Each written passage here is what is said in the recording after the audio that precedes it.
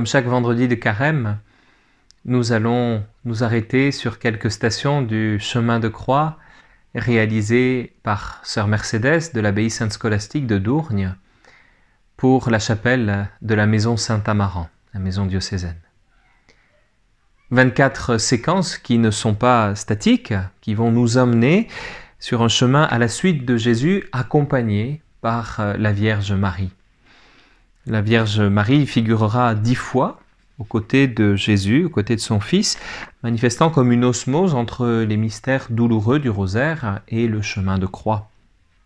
Ainsi, en vivant au plus près la passion et la résurrection avec elle, eh bien laissons-nous entraîner pour rencontrer le Christ en son acte d'amour infini.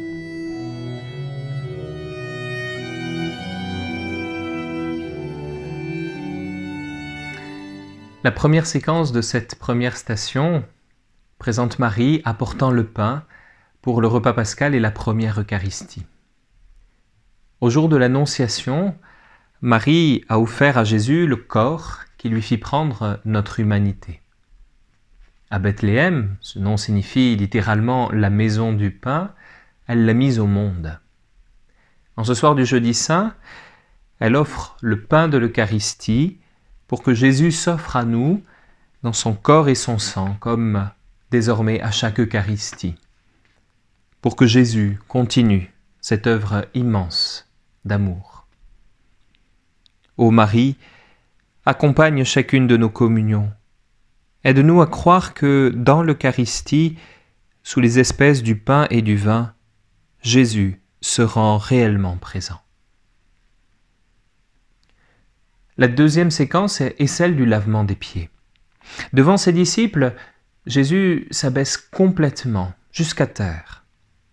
Ce geste d'humble soumission révolte d'abord Pierre, à qui Jésus répond « Si je ne te lave pas, tu n'auras pas de part avec moi. » Simon-Pierre lui dit « Alors Seigneur, non seulement les pieds, mais encore les mains et la tête. » Ô Jésus, tu insistes sur la nécessité du geste que tu accomplis, en te présentant comme l'esclave le plus petit. Révèle-nous l'importance du mystère d'humilité et de soumission dans le service de l'Église, que ce soit dans le sacerdoce ou dans la vie chrétienne en général. La troisième séquence, eh bien c'est la scène.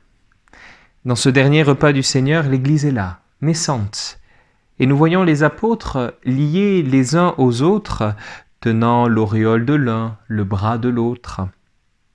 La communion des saints nous permet de monter ensemble vers l'amour divin.